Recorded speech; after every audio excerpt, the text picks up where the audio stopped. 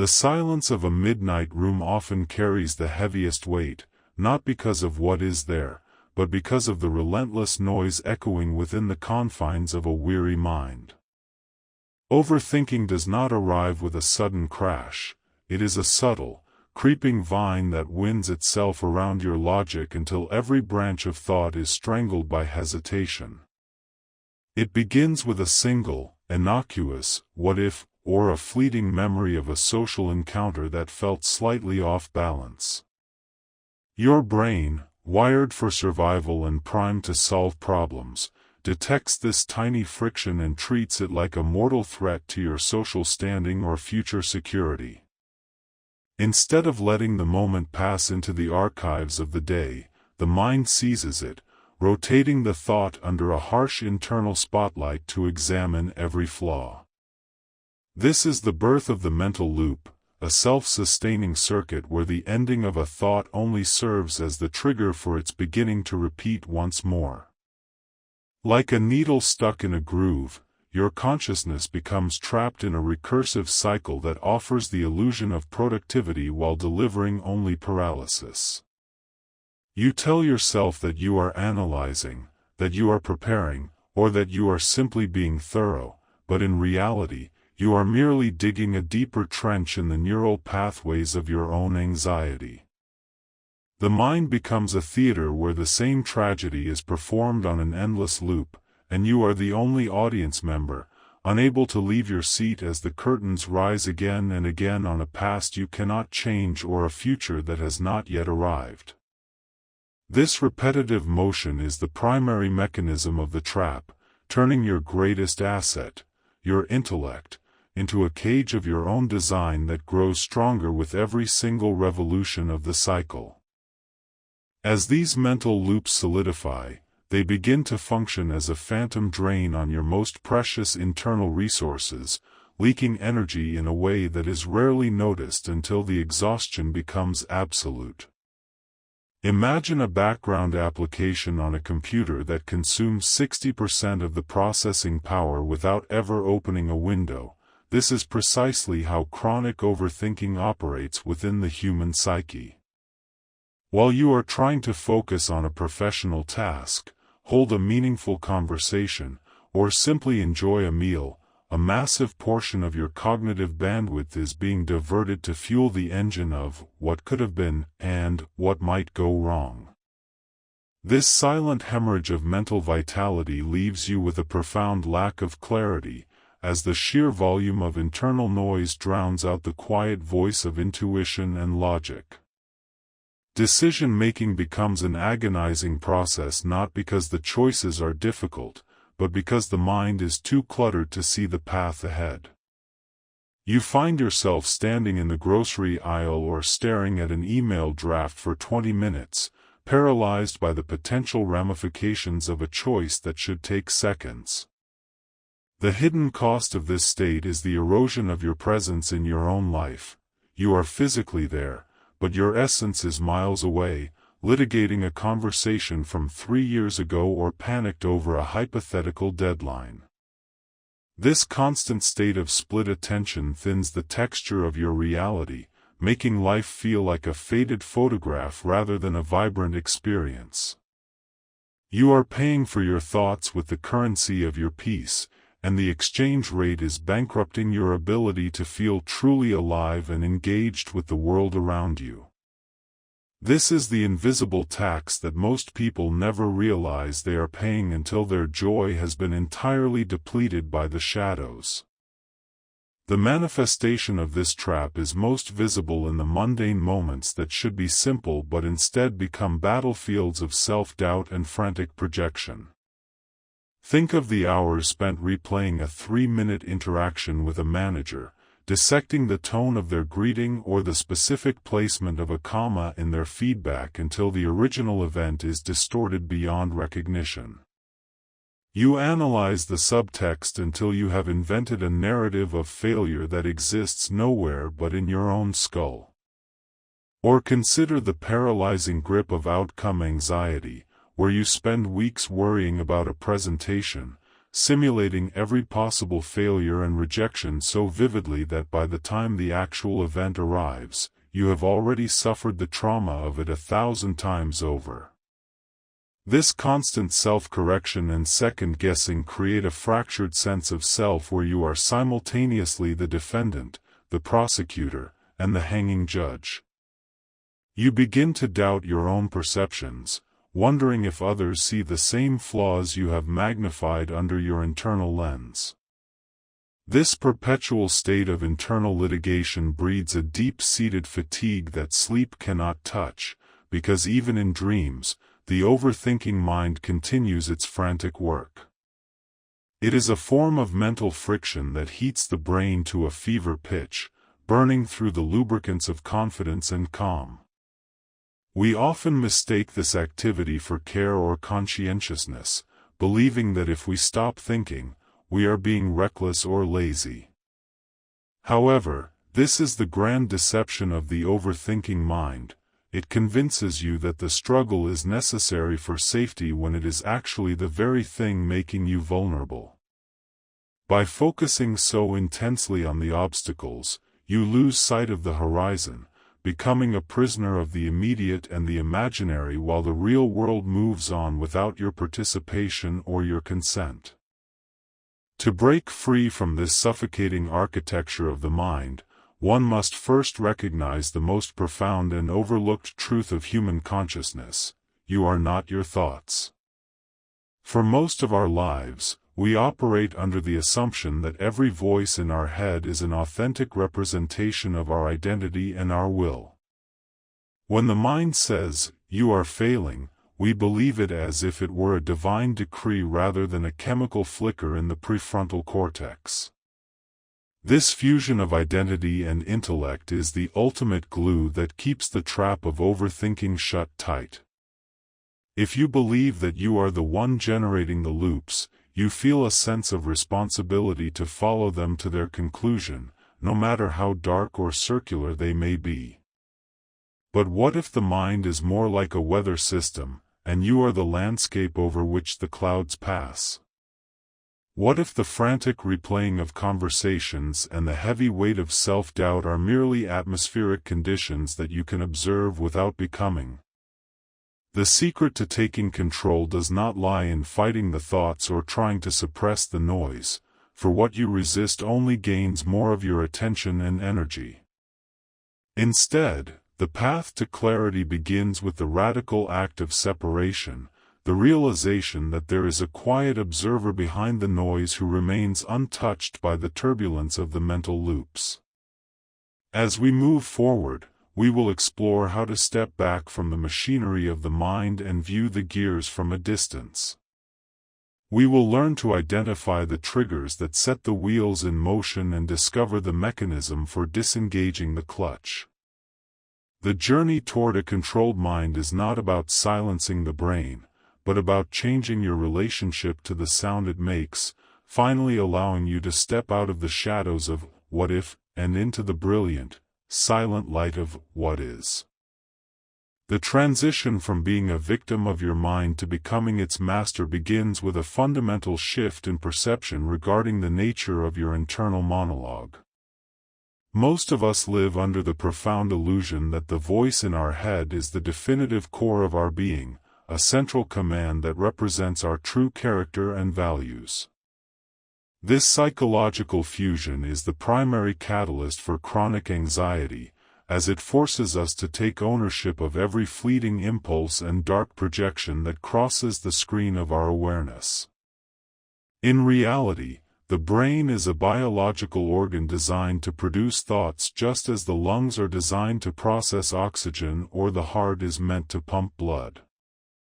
It is an association machine, constantly firing off signals based on past patterns, survival instincts, and environmental triggers. When a thought of self-doubt or an intrusive fear arises, we tend to grab hold of it, weaving it into the fabric of our identity rather than seeing it as a temporary electrical event in the prefrontal cortex. This attachment is what transforms a momentary flicker into a lasting burden, creating a heavy sense of responsibility for things we did not consciously choose to think. Neuroscience reveals that the vast majority of our mental activity is automated and reflexive, yet we persist in the exhausting labor of defending or judging these involuntary sparks. To find peace, one must first recognize the space that exists between the presence of a thought and the essence of the self. You are not the stream of words that narrates your day, you are the silent, steady awareness that hears them. This distinction is not merely a philosophical comfort but a psychological necessity for anyone seeking to reclaim their mental space from the chaos of overthinking. When we fail to recognize this separation, we treat every mental event as a concrete fact rather than a subjective interpretation of reality. This is particularly damaging when it comes to imagined fears or the harsh whispers of the inner critic that tell us we are inadequate or in danger. Imagine a person walking through a park who suddenly has an intrusive thought about a catastrophe. If they identify with that thought, they react as if the disaster is currently unfolding in real time. Their heart rate spikes, their breathing becomes shallow, and their body enters a state of fight or flight to combat a ghost. This occurs because the emotional centers of the brain, such as the amygdala, cannot distinguish between a vivid internal simulation and an actual external threat when the ego is fully fused with the mental image. By attaching ourselves so tightly to these narrative threads, we grant them power they do not inherently possess. We begin to believe that because we thought something, it must be true, or worse, that it must be acted upon immediately. This reactivity is the fuel for the fire of overthinking, as the mind attempts to solve problems that do not exist anywhere except in the theater of the imagination. We become like a person trying to catch the wind with their bare hands, growing increasingly frustrated and exhausted by a task that is fundamentally impossible.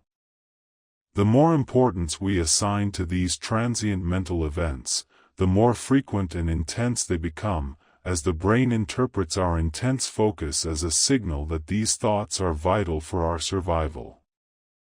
Breaking this cycle requires a radical shift toward objective observation, where we learn to see thoughts as passing weather rather than the atmosphere itself. Learning to observe the mind without reacting automatically is a skill known in psychology as cognitive diffusion, and it is the ultimate antidote to the paralysis of the overthinker. Instead of being swept away by a wave of self-doubt, you learn to stand on the shore and watch the wave crest and break. This process involves a subtle but powerful change in internal language. Instead of saying, "I am a failure," you practice saying, "I am having the thought that I am a failure."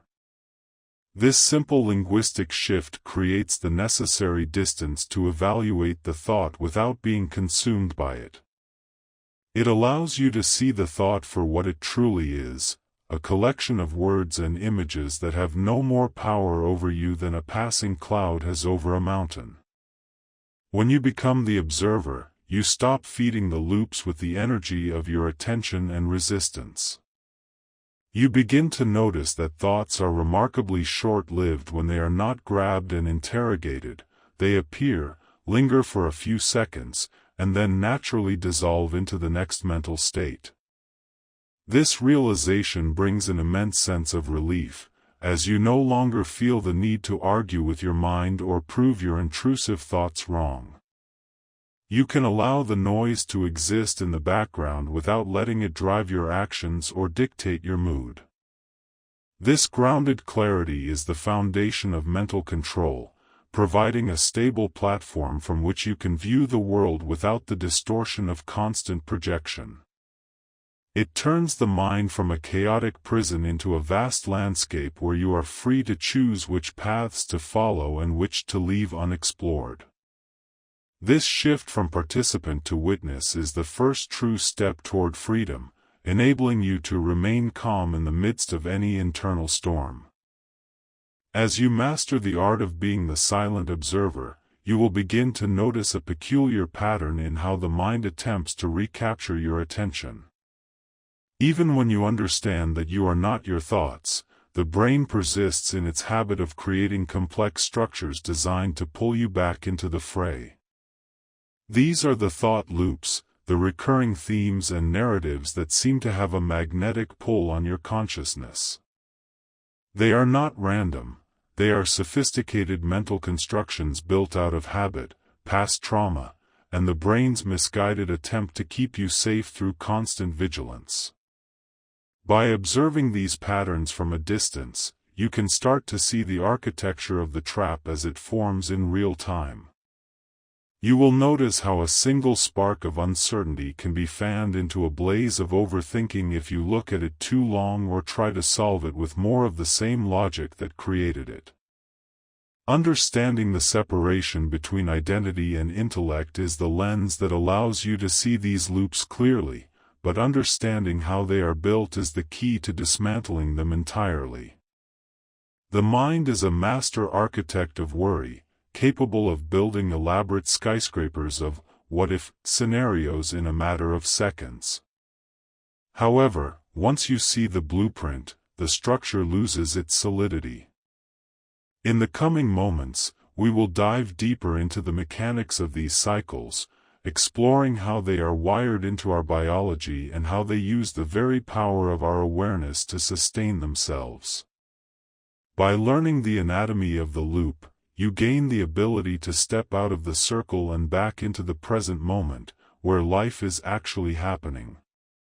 This transition from the abstract noise of the mind to the concrete reality of the world is where true control is found, and it begins with the simple, quiet act of watching. The architecture of an overthinking loop is built upon a deceptive foundation where a single, microscopic thought acts as the catalyst for a sweeping chain reaction that consumes the entire landscape of the mind. It starts with a spark, perhaps a brief text message from a friend that lacks an emoji or a subtle change in a colleague's tone during a morning meeting. In a healthy state, this data point would be processed and dismissed, but the overthinking mind treats it like a loose thread on a garment, pulling and unraveling the entire fabric of reality. This initial thought immediately triggers a corresponding emotion, usually a sharp pang of anxiety or a heavy sense of dread, which the brain interprets as a signal that something is fundamentally wrong.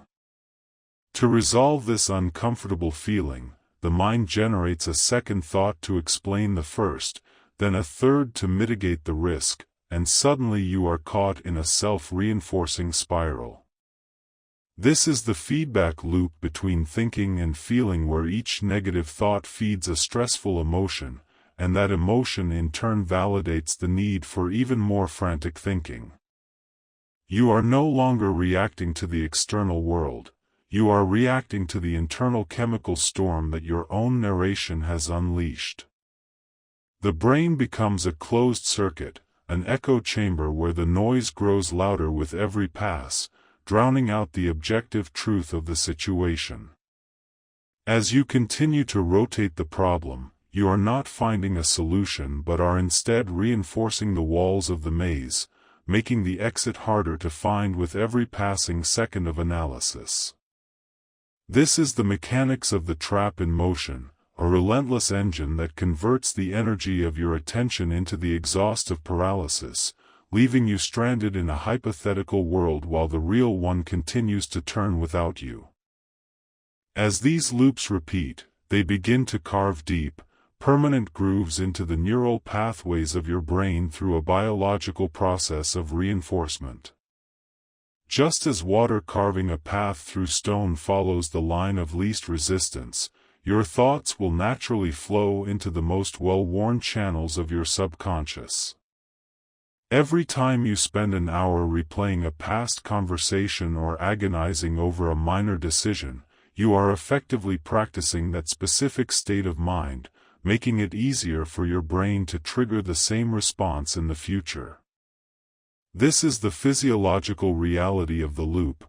It is a learned habit that the brain begins to perform automatically because it believes it is helping you survive.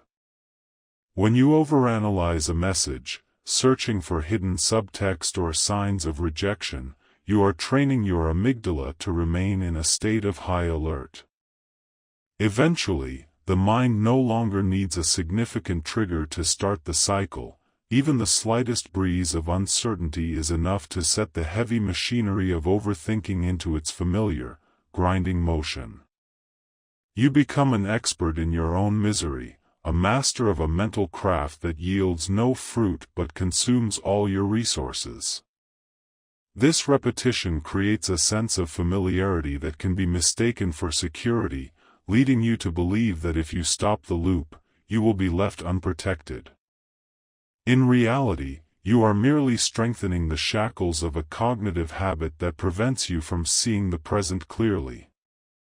The brain does not distinguish between a productive thought and a destructive loop, it simply prioritizes the path that has been traveled the most. By allowing the cycle to complete itself day after day, you are inadvertently building a fortress of hesitation around your own potential, turning a once flexible intellect into a rigid set of recursive protocols that serve only to maintain their own existence. The practical impact of these cycles is a life lived in a state of constant rehearsal for events that never occur or an endless autopsy of moments that cannot be changed. Consider the common experience of worrying about a decision, whether it is a career move or a simple weekend plan, until the joy of the choice is entirely replaced by the fear of making a mistake. You create a mental spreadsheet of every possible failure, weighting the negative outcomes so heavily that the positive possibilities disappear from view. Or reflect on the hours spent in the shower or during a commute replaying an argument from years ago, finally coming up with the perfect rebuttal to a person who is no longer thinking about you at all. These examples illustrate the sheer futility of the loop. It is a high-speed treadmill that requires immense effort but keeps you exactly where you started. The physical cost is just as real as the mental one, manifesting as tension in the shoulders, a knot in the stomach, and a persistent inability to fully relax even when the day's work is done. Your body is reacting to the stories you are telling it, producing a physiological response to an imaginary threat. This constant state of internal friction erodes your ability to trust yourself, as the sheer volume of conflicting thoughts makes it impossible to hear your own intuition. You become a passenger in your own life, watching through the window as opportunities pass by while you are busy debating the logistics of the journey. The loop convinces you that it is a necessary guardian of your safety, when in truth, it is the primary source of your exhaustion. By recognizing these patterns as they arise, you can begin to see that the problem is not the subject of your thoughts, but the repetitive nature of the thinking process itself, a cycle that demands everything and gives nothing in return. To truly dismantle the architecture of the overthinking loop, we must go beneath the surface of the thoughts and emotions to find the hidden engine that keeps the wheels turning. If we look closely at every mental cycle, from the smallest worry about a social gaffe to the largest crisis of career direction, we find a singular, potent force at the center. This force is fear, the primal instinct that has been hijacked by the modern mind and turned against itself. Fear is the driver that insists we must keep thinking because it believes that to stop is to be vulnerable. It is the fear of being judged, the fear of losing control, the fear of being inadequate, or the fear of a future that we cannot predict. This underlying anxiety is what gives the loop its momentum, acting as the fuel that keeps the fire of overthinking burning long after the initial spark has faded. We think because we are afraid that if we don't, we will be blindsided by life. We replay the past because we are afraid of repeating our mistakes, and we obsess over the future because we are afraid of the unknown. This realization is the key to final liberation. The loops are not a problem of logic or intelligence, but a struggle with the very essence of our survival instincts. Once you identify fear as the hand on the steering wheel, you can begin to address the root cause of the noise. You are not thinking too much because you are smart or thorough. You are thinking too much because a part of you is trying to protect itself from a world it perceives as dangerous. As we move into the next phase of our journey, we will explore the different masks that this fear wears and how to finally silence the driver so that the passenger can take control. The road to peace is not paved with more thoughts, but with the courage to let the silence speak and the bravery to face the uncertainty that the loops were designed to hide. At the core of every exhausting mental loop lies a primitive, pulsing engine of fear that refuses to be quieted by logic or reassurances. This is not the loud, visceral terror of a physical threat, but a subtle and persistent anxiety that has migrated from the wilderness of our ancestors into the boardrooms and bedrooms of the modern world. When the mind begins to spin, it is usually because it has detected a threat to our psychological safety, be it the fear of failure, the sting of judgment, the hollow ache of rejection, or the vast, looming shadow of uncertainty. To the brain, a social gaffe or a missed deadline is processed with the same urgency as a predator in the tall grass, triggering a survival response that demands immediate and total attention. Overthinking is the mind's misguided attempt to neutralize these threats before they can manifest in reality. It is a protective mechanism that believes if it can just simulate every possible catastrophe and prepare a defense for every potential slight, it can keep you safe from the pain of life. However, this armor is made of lead, and the more you try to wear it for protection, the more it crushes your spirit and drains your vitality. This is the great irony of the overthinking mind. In its frantic effort to avoid a future moment of discomfort, it creates a present state of absolute misery. The fear of being seen as incompetent or unworthy drives us to rehearse our words until they lose their meaning, turning our natural charisma into a rigid script born of desperation. We are not thinking because we are curious. We are thinking because we are terrified of what might happen if we finally stop and allow the silence of the unknown to fill the room. The brain facilitates this cycle through a process known as threat simulation, a sophisticated cognitive function designed to predict negative outcomes so they can be avoided. In a controlled environment, this foresight is a gift, but for the overthinker, it becomes a relentless simulation of failure that never ends. We engage in negative prediction patterns where we automatically skip past the possibility of success and focus entirely on the myriad ways a situation could collapse. If you are waiting for a phone call that is 10 minutes late, the fear-driven mind does not suggest a traffic jam or a dead battery. It suggests that you are being ignored, that the relationship is ending, or that a tragedy has occurred. This is the what-if machine in its most destructive form, generating vivid mental movies of our own undoing and then forcing us to watch them on repeat.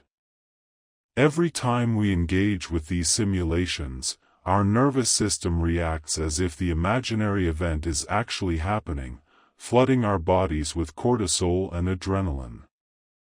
This creates a state of chronic stress that further impairs our ability to think clearly, making us even more susceptible to the next wave of fear. We become trapped in a feedback loop where the fear creates the thoughts, and the thoughts validate the fear, convincing us that the danger is much closer than it truly is. By treating these mental projections as imminent realities, we lose the ability to distinguish between a genuine risk and a mere shadow cast by our own insecurities. This constant state of high alert keeps us pinned to the ground, unable to move forward because we are too busy bracing for an impact that may never actually arrive. These patterns are most evident in the quiet moments when the stakes of our lives feel highest and our defenses are at their lowest. Consider the professional who spends their entire weekend mentally litigating a single comment made by a director, convinced that their career is now on the precipice of ruin. The fear of failure has hijacked their perception, causing them to ignore years of positive reviews and accomplishments in favor of a single, ambiguous data point. Or think of the person who avoids dating altogether because the fear of rejection is so potent that they have already decided the outcome before the first word is even spoken. They overthink the text message, the outfit, and the conversation until the weight of the imagined judgment becomes too heavy to carry, leading them to retreat into the lonely safety of the familiar. In these real-life scenarios, fear acts as a filter that distorts every incoming piece of information, turning a smile into a smirk and a pause into an indictment. We believe that by obsessively analyzing these situations, we are gaining control, but we are actually surrendering our agency to a shadow. This psychological trap is reinforced by the belief that worry is a form of work, that if we stop worrying, we are being negligent or reckless. This is the fundamental deception of the fear-driven mind. It convinces us that our suffering is a necessary tax for our security. We stay awake at night replaying social interactions not because it changes the past, but because our fear of judgment demands that we find a way to justify our existence to an invisible jury. This internal litigation is a bottomless pit that consumes our time and joy, leaving us with nothing but a frayed sense of self and a profound exhaustion that no amount of sleep can truly heal. To move beyond this state of constant mental friction, we must begin to recognize these patterns not as truths, but as habits of a nervous system that is trying to do a job it was never meant to perform. The fear of uncertainty is perhaps the most difficult to face, as it requires us to accept that no amount of thinking can ever truly guarantee a specific outcome. We use overthinking to build a bridge across the unknown, but the bridge is made of mist and can never support the weight of our need for certainty. Taking control of your mind does not mean the fear will disappear. It means you no longer allow that fear to hold the pen while you are writing the story of your life. It involves the radical act of witnessing the negative prediction and choosing not to feed it with further analysis. As we transition from understanding the why of our overthinking to the how of our liberation, we must prepare to confront these deep-seated habits with a new set of tools. Breaking the patterns of a lifetime requires more than just willpower. It requires a systematic dismantling of the belief that our thoughts are our protectors. We are standing at the threshold of a different way of being, where the mind is a servant to our intentions rather than a master of our fears. In the chapters to come, we will explore the practical techniques for interrupting the loops, silencing the simulations, and stepping out of the theater of fear into the vivid, unpredictable, and ultimately beautiful reality of the present moment. The journey toward a quiet mind begins the moment you realize that you do not have to believe everything you think, especially when it is spoken in the voice of fear. By loosening the grip on our need for certainty, we finally find the freedom to breathe, to act, and to live without the crushing weight of 1,000 imaginary worlds holding us back.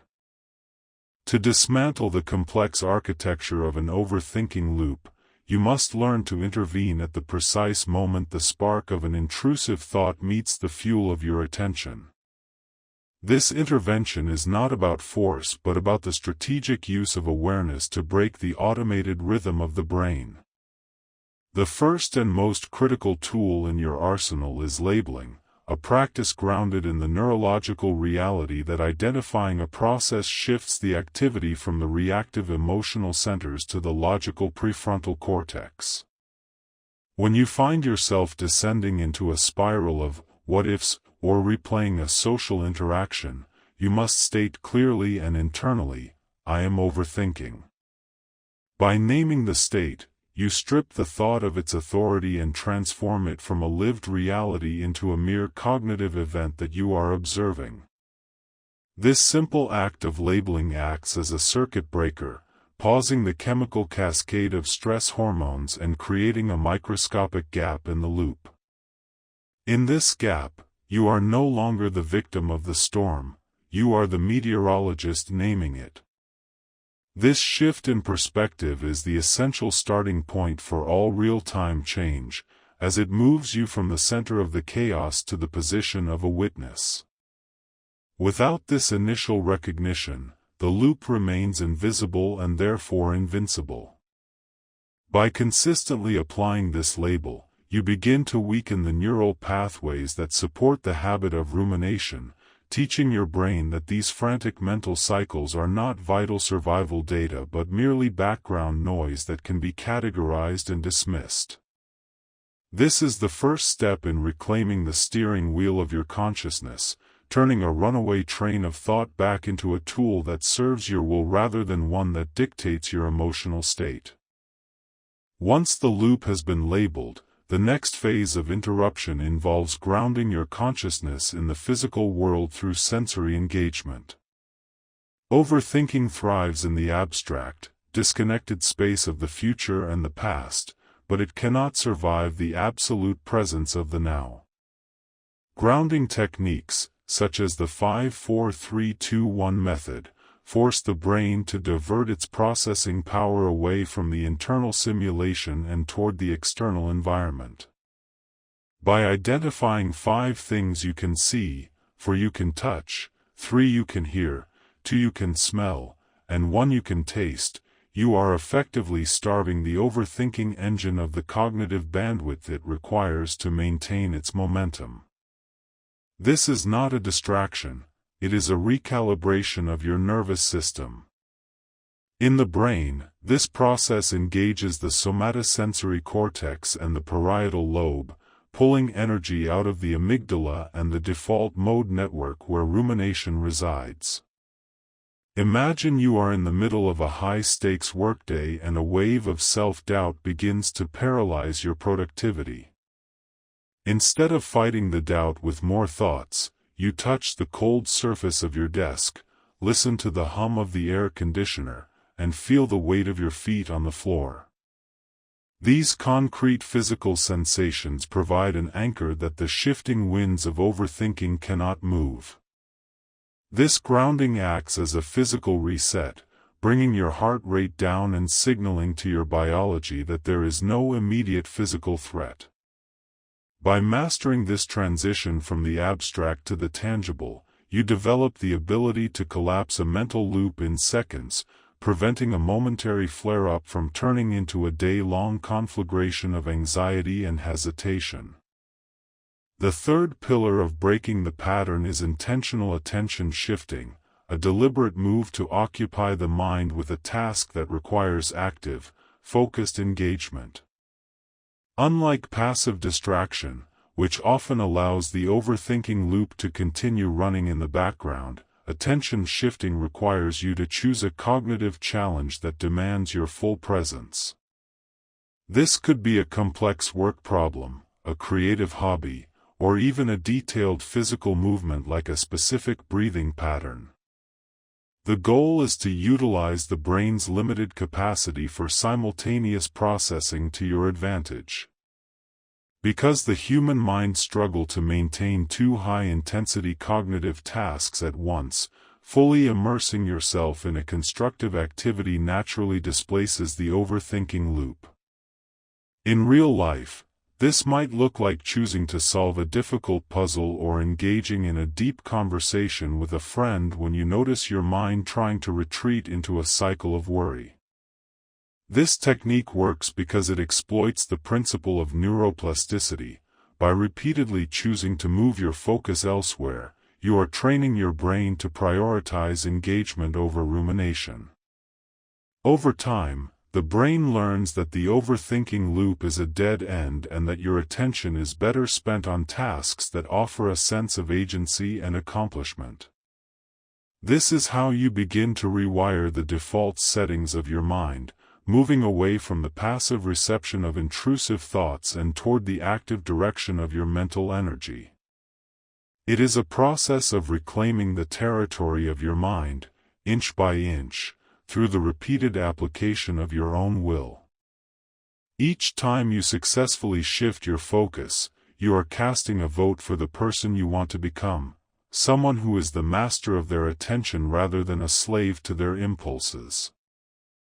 As these techniques become integrated into your daily life, you will notice that the power of the overthinking loop diminishes, but the vacuum left behind must be filled with a new kind of mental discipline. Breaking the pattern is the necessary act of demolition, clearing away the structures of worry and doubt that have occupied your internal landscape for too long. However, once the site is cleared, the true work of reconstruction begins. You have learned to label the noise, ground yourself in the present, and shift your attention away from the abyss, but the ultimate goal is not just the absence of overthinking, it is the presence of a powerful, directed clarity. This transition marks the move from defensive mental management to offensive cognitive mastery. You are no longer just stopping the bleeding, you are beginning to build a mind that is capable of deep, sustained effort without the friction of internal conflict. The ability to interrupt a loop in real time gives you the freedom to choose where your mental energy goes, but that freedom is only valuable if you know how to apply it with precision. The void left by the silence of the loops is the fertile ground where true productivity and peace are grown. To navigate this new space, you must move beyond the mere cessation of noise and toward the cultivation of a refined, unwavering focus.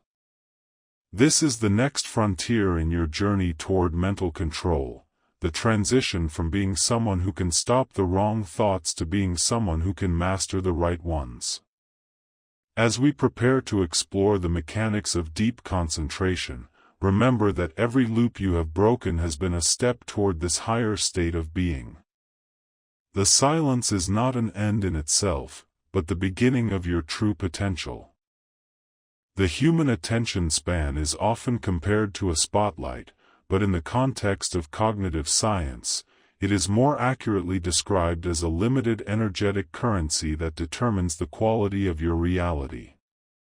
At any given moment, your brain is bombarded by millions of bits of sensory information, yet your conscious mind can only process a tiny fraction of this data, roughly 40 to 60 bits per second. This bottleneck is not a flaw, it is a vital filter that prevents systemic collapse. When you are trapped in overthinking, you are essentially misallocating this precious resource, allowing the spotlight of your attention to bleed into 1,000 different directions at once.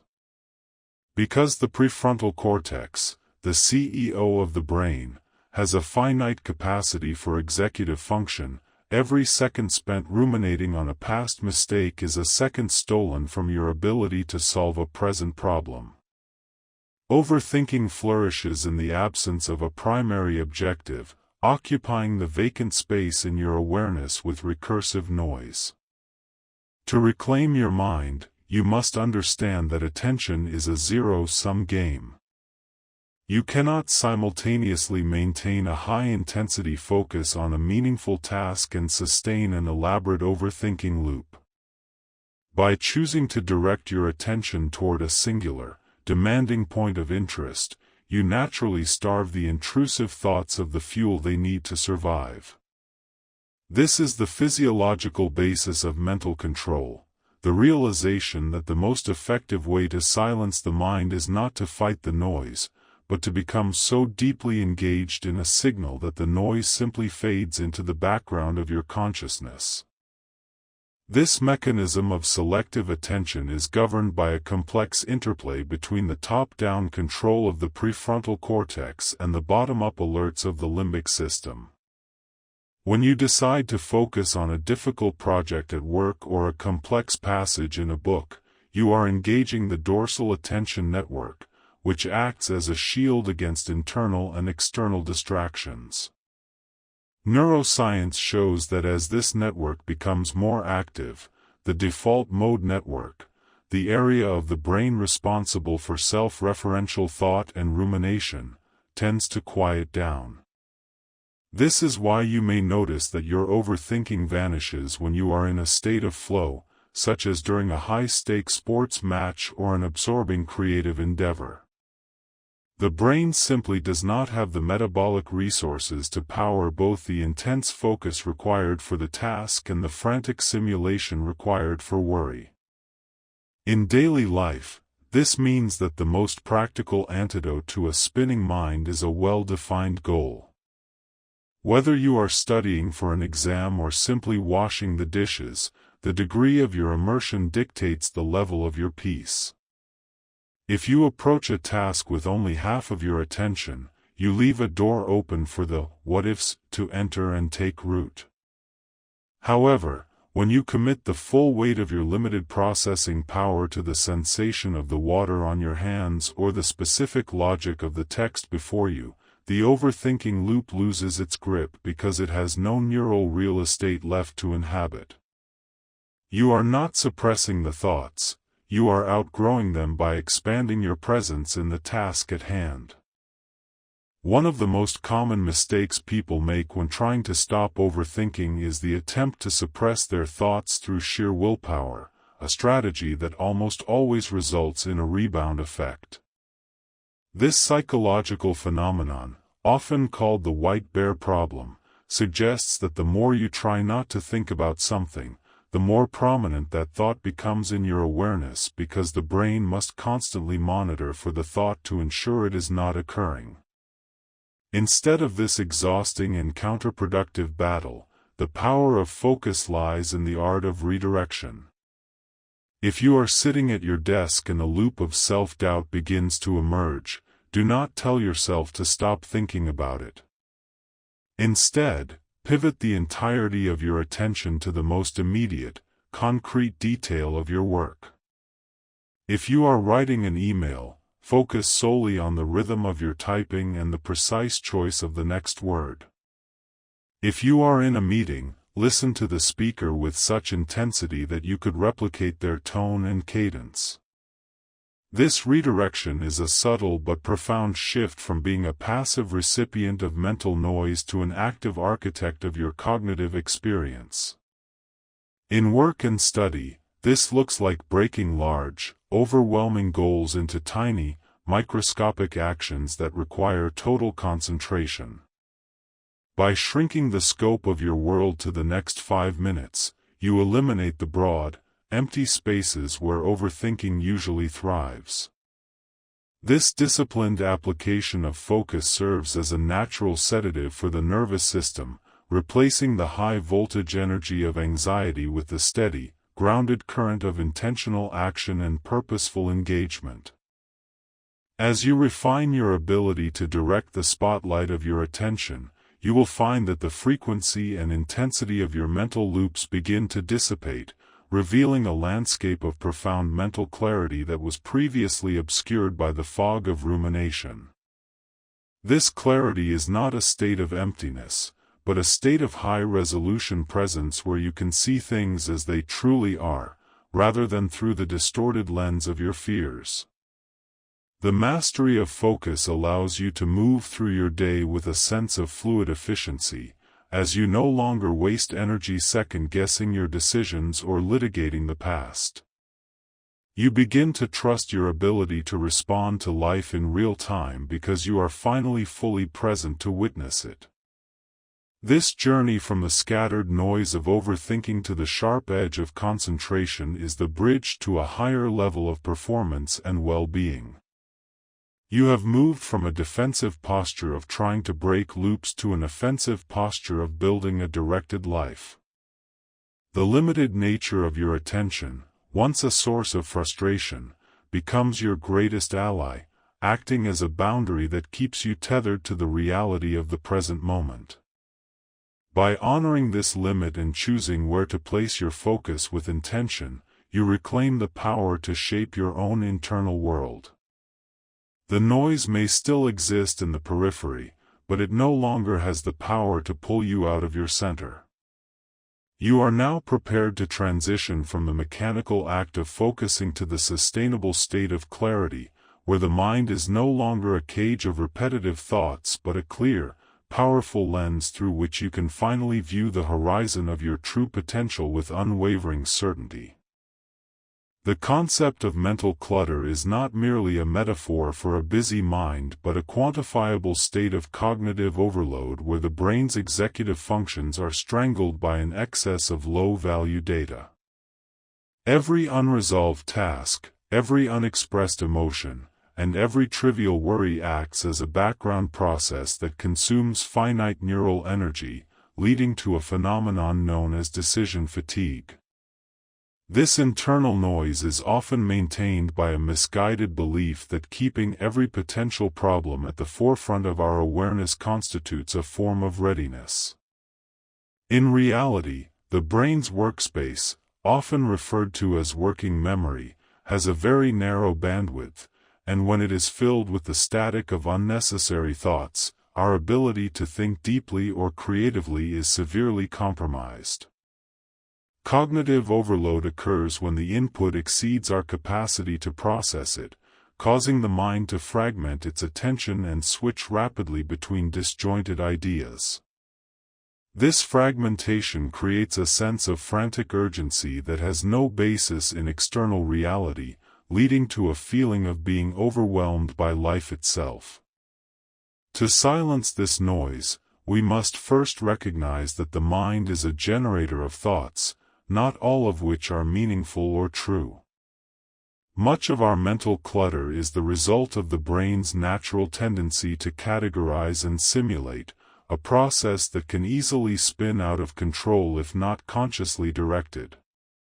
By understanding the mechanics of this overload, we can begin to see our thoughts not as a solid wall of reality, but as a collection of individual signals, many of which are simply the byproduct of a biological machine running without a specific task. True mental silence is not the absence of all thought, but the absence of the unnecessary, allowing the essential to finally be heard with absolute clarity and focus. Reducing the volume of this internal static requires a deliberate psychological strategy of simplification and the ruthless editing of our mental narratives. Psychology suggests that much of our cognitive noise is self-generated through a process of secondary elaboration, where we don't just experience an event, but we immediately layer it with judgments, predictions, and self-criticisms. To simplify the mind, one must practice the art of cognitive pruning, intentionally letting go of thoughts that do not serve a specific, constructive purpose. This involves a shift from a reactive mode of thinking to a selective one, where we treat our attention as a sacred resource that must be defended against the intrusion of trivialities. When we stop overcomplicating our internal world, we find that many of our most persistent worries are actually empty structures built on the shaky ground of what-if scenarios. Strategies to reduce this noise include the externalization of thought, such as writing down tasks and concerns to clear them from the temporary storage of the working memory, and the practice of single-tasking to reinforce the brain's ability to sustain a singular line of inquiry. By narrowing the field of our internal vision, we reduce the friction that causes cognitive heat and mental exhaustion. We learn to identify the difference between productive contemplation and the aimless circling of a mind that is simply afraid to be still. As we strip away the layers of unnecessary mental activity, we uncover a core of quiet efficiency that allows us to navigate the world with less effort and greater impact. This process of simplification is the ultimate antidote to the complexity of the modern world, providing a sanctuary of stillness within the confines of our own consciousness. The final stage of silencing the inner noise is the practice of detachment, a psychological state where we allow thoughts to exist without granting them the power to dictate our emotional state or drive our behavior. Detachment is often misunderstood as apathy, but it is actually a high level of cognitive flexibility that allows us to witness the rising and falling of mental events with a sense of calm objectivity. When an unnecessary thought arises, perhaps a spark of self-doubt or a flicker of an old resentment, the detached mind recognizes it as a transient phenomenon, like a bird flying across the sky. Instead of reaching out to grab the thought and interrogate it, we simply observe its passage and return our focus to the present moment. This ability to disengage is rooted in the understanding that thoughts are not commands. They are merely suggestions offered by a nervous system that is trying to navigate a complex environment. By refusing to engage with the noise, we deprive it of the energy it needs to sustain itself, eventually causing the clutter to dissolve back into the silence from which it emerged. This detachment creates a powerful sense of internal space, a buffer between the stimulus of the world and our response to it. In this space, we find the freedom to choose our actions based on our values rather than our impulses. The mind becomes like a deep ocean, where the surface may be disturbed by the winds of thought, but the depths remain calm and untouched.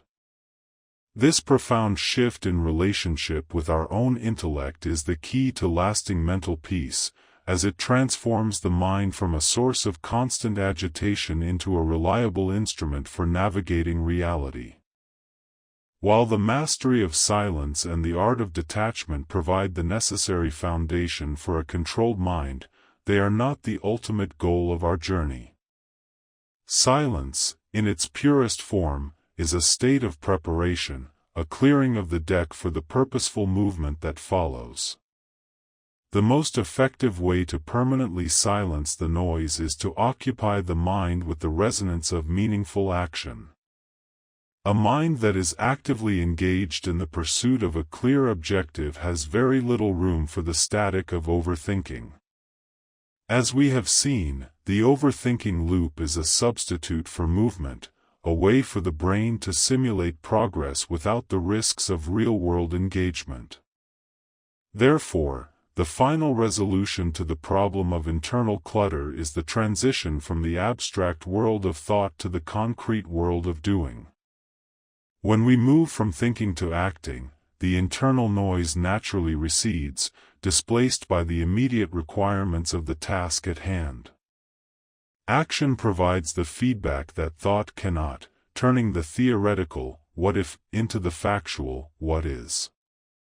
It is through the application of our will in the physical world that we find the ultimate validation of our power and the final cure for our hesitation.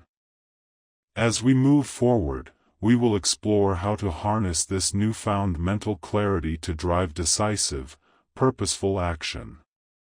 The quiet mind is not a destination of passivity, but a launching pad for a life lived with intention and courage.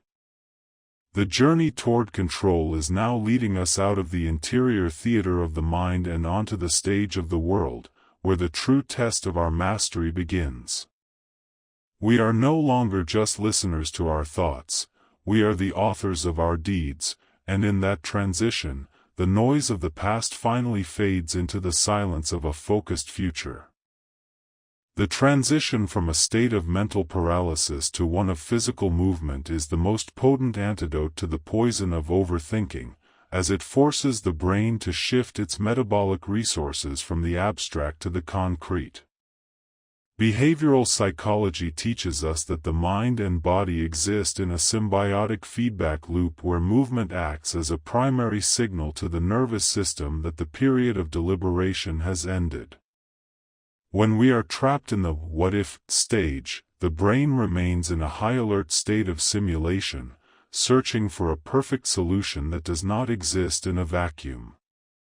This prolonged state of analysis without execution creates a cognitive bottleneck, where the accumulation of unprocessed data manifests as acute anxiety. By taking even the smallest physical step toward a goal, you effectively break the circuit of rumination.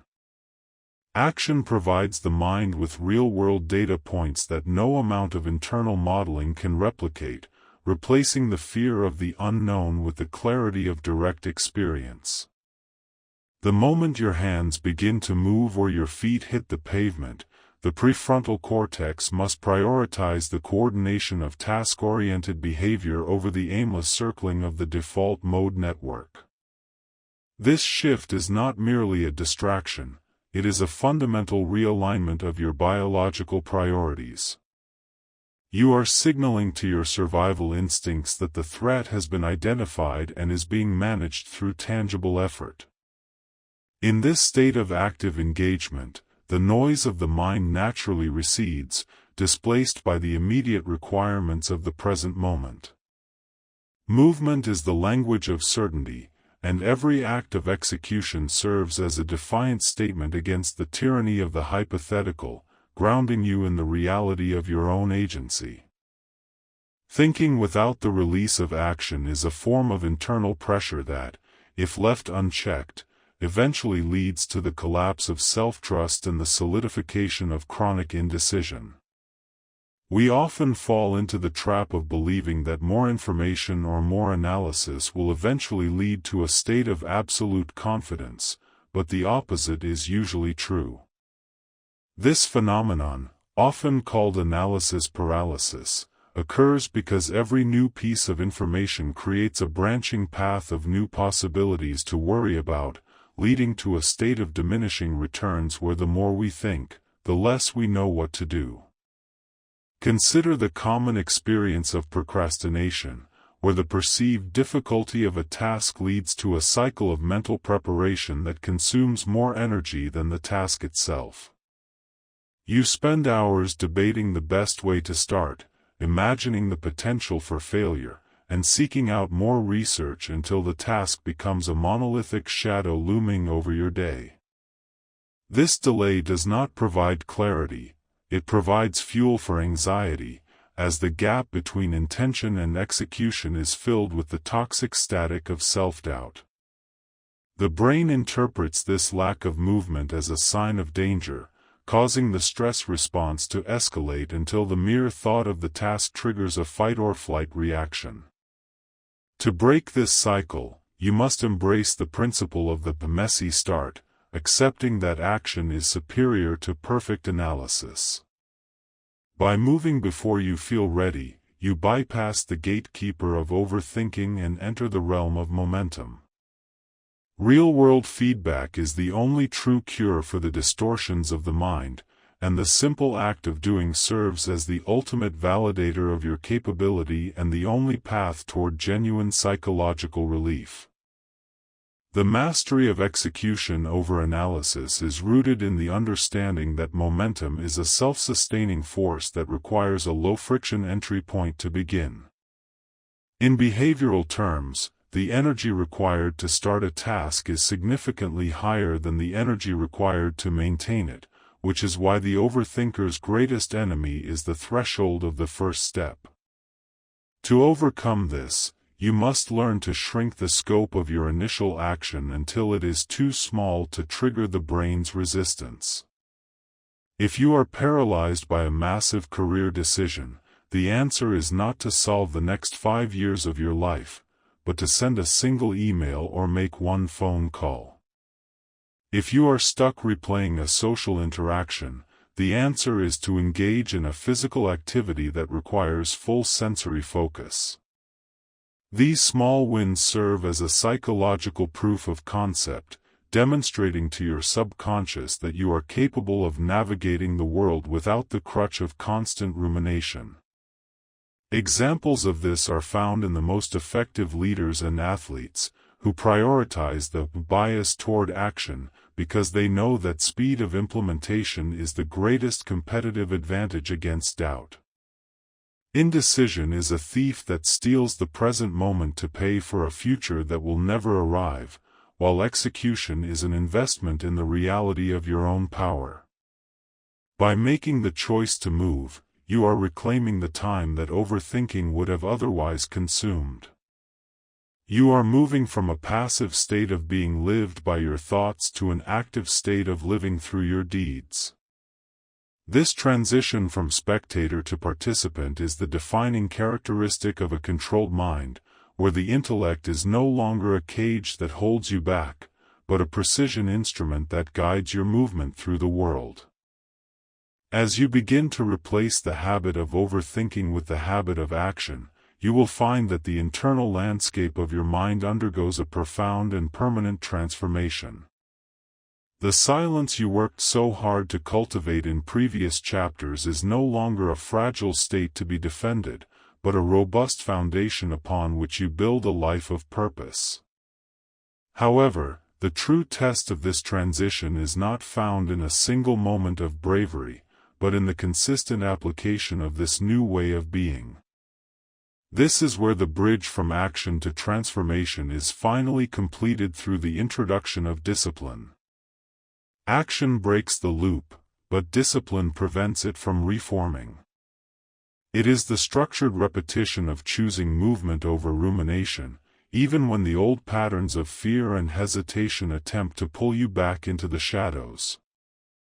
You have learned to recognize the trap, to separate from your thoughts, to ground yourself in the present, and to act despite the noise. Now, the final requirement is the commitment to this path, turning these techniques into a rhythmic way of living that requires less and less conscious effort over time. Discipline is the framework that protects your mental clarity from the inevitable storms of life, ensuring that you remain the master of your mind rather than a servant to your impulses. As we move into the final stages of your development, we will explore how to harness this power of consistent effort to create a fortress of mental resilience. The journey toward control has led you from the dark corridors of overthinking into the bright light of purposeful movement, and now it is time to solidify that progress into a permanent state of mastery. Your future is no longer a question to be answered by thought, but a reality to be forged by the steady, disciplined hand of action. Mental discipline is the structural framework that transforms the fleeting spark of willpower into a permanent state of cognitive mastery, acting as the primary regulator of your limited attentional resources. In the landscape of behavioral science, discipline is not a personality trait but a practiced neurological skill that strengthens the connection between the prefrontal cortex and the lower, more reactive centers of the brain. Each time you consciously decide to redirect your focus from an intrusive thought to a productive task, you are performing a mental repetition that thickens the neural pathways of self-regulation. This process, often referred to as cortical thickening, essentially builds a physiological levee against the floodwaters of overthinking. Without the architecture of discipline, the mind remains a passive victim of external stimuli and internal whims, drifting toward the path of least resistance which, for many, is the familiar groove of rumination. By establishing a rigid protocol for where and how your attention is spent, you remove the burden of constant decision-making that so often leads to the very fatigue that fuels overthinking. Discipline creates a predictable internal environment where the mind knows what is expected of it, reducing the ambient noise of uncertainty that triggers the survival brain's frantic simulations. It is the steady hand on the tiller of your consciousness, ensuring that even when the winds of emotion or stress begin to howl, the vessel of your mind remains committed to its chosen course. This foundational strength is the prerequisite for all lasting peace, providing the necessary stability to transition from a reactive existence to a life of intentionality and profound focus. The most effective method for installing this discipline into the fabric of your daily life is through the rigorous application of habit formation and the strategic use of mental training routines. Behavioral science highlights the power of the habit loop, cue, routine, and reward, as a way to automate the redirection of attention until it no longer requires conscious effort. When you build a daily routine that prioritizes deep work, physical movement, and structured reflection, you are essentially preloading your responses to the triggers of overthinking. Routines act as a cognitive lubricant, reducing the friction of starting a task and leaving less room for the what-ifs to take root in the empty spaces of your schedule. If your morning is a structured sequence of purposeful actions, the mind is too busy executing the plan to indulge in the luxury of doubt. Consistency is the vital ingredient here. The brain only begins to rewire itself when a behavior is repeated with such frequency that it moves from the energy-intensive prefrontal cortex to the more efficient basal ganglia. This transition from effortful control to effortless habit is the ultimate goal of mental training. By committing to small, non-negotiable daily disciplines, such as 10 minutes of sensory grounding or a strict rule against checking messages before a primary task, you are casting a vote for a version of yourself that is governed by choice rather than impulse. Over time, these micro-habits coalesce into a formidable mental fortress that protects your clarity and preserves your energy for the pursuits that truly matter, making the once dominant patterns of overthinking feel like a distant and increasingly alien way of being. Repetition is the forge in which mental resilience is tempered, and the compounding effect of daily consistency creates a level of control that can withstand even the most significant external pressures. In the realm of psychology, the concept of neuroplasticity confirms that the mind is a dynamic system, constantly reshaping itself based on the repetitive inputs it receives. If you feed the mind with constant analysis and hesitation, it becomes a master of paralysis. If you feed it with disciplined focus and decisive action, it becomes a precision instrument for navigation. This is why the pursuit of discipline must be viewed as a long-term investment rather than a quick fix. Each day that you successfully navigate a moment of potential overthinking by employing your learned techniques, you are reinforcing a new default setting for your psyche. It is the cumulative power of these unremarkable moments that eventually leads to a profound shift in your baseline level of anxiety. You find that the threshold for being pulled into a mental loop rises significantly, as the habit of presence becomes stronger than the habit of projection. This disciplined consistency also fosters a deep sense of self-efficacy, the belief in your own ability to manage your internal world. When you know, through thousands of small repetitions, that you can command your attention to stay on task, the fear that drives overthinking naturally begins to wither. You are no longer afraid of your thoughts because you have proven to yourself that you are the one who chooses which thoughts to fuel and which to ignore, turning the chaotic noise of a scattered mind into the rhythmic, powerful hum of a focused and disciplined consciousness. As this structure of discipline becomes fully integrated, the internal struggle that once defined your experience begins to dissolve into a state of calm, powerful authority over your own mental landscape. This is the transition from the labor of control to the elegance of mastery, where the mind is no longer a wild animal to be tamed, but a refined extension of your will. A disciplined mind possesses a unique kind of quiet power. It is not empty, but it is exceptionally clear, capable of holding a singular focus with an intensity that seems effortless to the outside observer. This mindset is grounded in the absolute certainty that you have the tools to handle whatever thoughts arise, allowing you to move through the world with a sense of fluid composure. You are no longer easily rattled by the unknown or paralyzed by the weight of judgment, because your internal world is anchored by the routines and habits you have built. This state of mental sovereignty is the true reward of the arduous journey through the mechanics of overthinking and the practice of redirection. It is a mindset that values action over analysis and presence over projection, resulting in a profound sense of peace that is not dependent on external circumstances.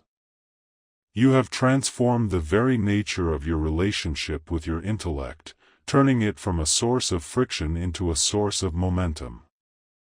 As we move toward the final synthesis of your training, remember that this calm power is not a destination you reach, but a frequency you tune into through the daily, disciplined application of your focus. The noise of the past has been silenced, the loops have been broken, and in their place stands a mind that is finally, irrevocably, yours to command with grace and unshakable purpose. The arrival at a state of mental clarity marks the profound transition from existing in a frantic state of survival to living in a vibrant state of presence. When the fog of overthinking finally lifts, the world reveals itself with a sharpness and a saturated color that was previously obscured by the gray static of rumination.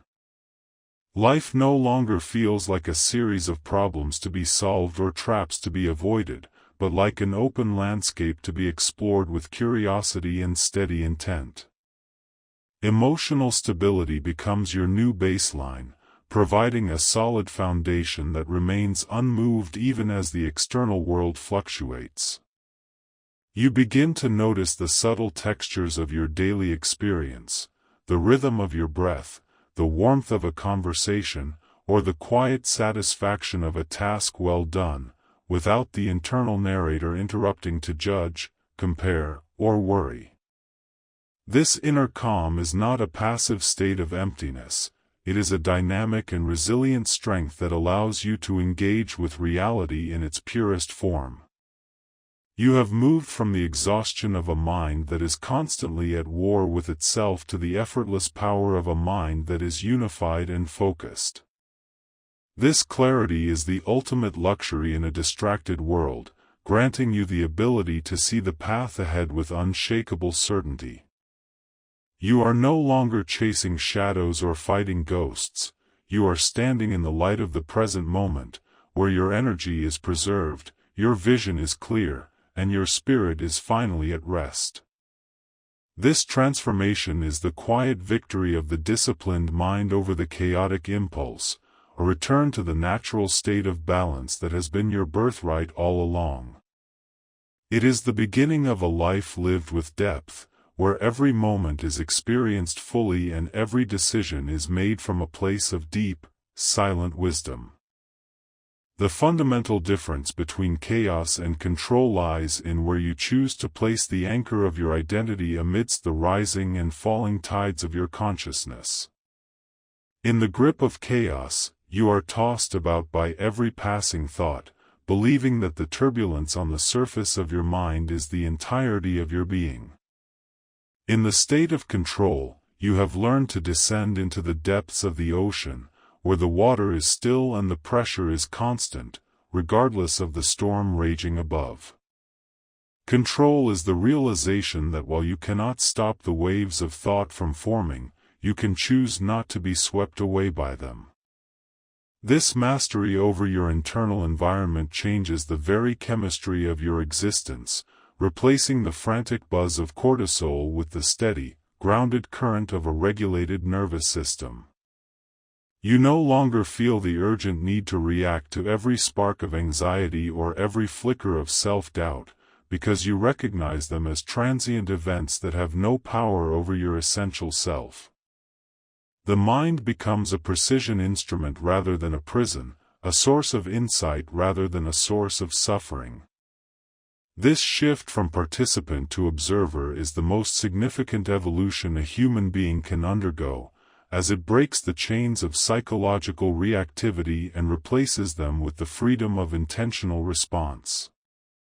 You are the architect of your focus, the guardian of your peace, and the master of your attention. This level of sovereignty brings a sense of dignity and poise to your every action, as you move through the world with the quiet confidence of one who knows they are the captain of their own soul. The chaos has not disappeared from the world, but it has lost its foothold within you, leaving behind a profound and unshakable sense of internal order that dictates the quality of your entire life. As you move through your days as a silent observer of your own mind, you discover that the greatest power you possess is the ability to witness a thought without becoming it. This distance is the sanctuary where your true potential resides, a space of infinite possibility that remains untouched by the narratives of fear or the echoes of the past. When a thought of judgment or a loop of worry arises, you greet it with the calm recognition of an old acquaintance, allowing it to pass through your awareness without granting it the fuel of your resistance or the weight of your belief. This practice of non-attachment is the final key to a life of liberation, as it ensures that your inner peace is never again at the mercy of your mental weather. You have learned that the mind is a magnificent servant but a terrible master, and you have successfully reclaimed the throne of your own consciousness. This perspective allows you to act. As you move through your days as a silent observer of your own mind, you discover that the greatest power you possess is the ability to witness a thought without becoming it. This distance is the sanctuary where your true potential resides, a space of infinite possibility that remains untouched by the narratives of fear or the echoes of the past. When a thought of judgment or a loop of worry arises, you greet it with the calm recognition of an old acquaintance, allowing it to pass through your awareness without granting it the fuel of your resistance or the weight of your belief. This practice of non-attachment is the final key to a life of liberation, as it ensures that your inner peace is never again at the mercy of your mental weather. You have learned that the mind is a magnificent servant but a terrible master, and you have successfully reclaimed the throne of the journey you have taken from the dark, recursive cycles of overthinking to the brilliant clarity of a controlled mind is nothing less than a rebirth of your individual agency. You stand now at the threshold of a new way of being, where the weight of the what if has been replaced by the lightness of the what is. The transformation is complete, and the version of yourself that was paralyzed by hesitation has been superseded by a version that is defined by purpose and presence. As you close this chapter and step forward into the world, carry with you the profound satisfaction of knowing that the greatest struggle you will ever face has been won within the quiet chambers of your own heart. Your mind is no longer a cage, it is a cathedral of stillness, a place of power where you can retreat to find strength and emerge to create impact. The silence you have found is not a void, but a reservoir of potential that will sustain you through every challenge and every triumph that lies ahead. You are free to live, free to love, and free to act without the shadow of doubt trailing behind you. This is the gift of a calm mind, a life that is finally, and permanently, your own to design.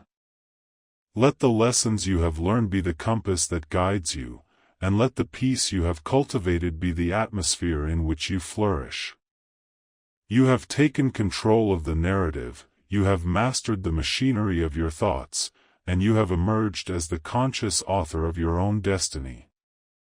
The noise is gone, the loops have been broken, and the horizon is wide and clear. Step out into the light of your own making, for the world is waiting for the power of your presence, and you are finally, beautifully ready to give it everything you have. The journey has ended, but your true life is only just beginning, rooted in the silent strength of a mind that has finally found its home in the unwavering power of the present.